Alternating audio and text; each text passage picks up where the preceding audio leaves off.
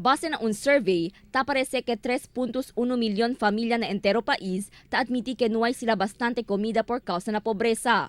Dale mira el grande número de mga individual y familia con quien debe darle atención el gobierno nacional. Base na estudio, cada año aumenta el número de mga familia quien queda bajo na poverty line, más alto según este año, comparando del año pasado que talilang na 2.6 milyon familia.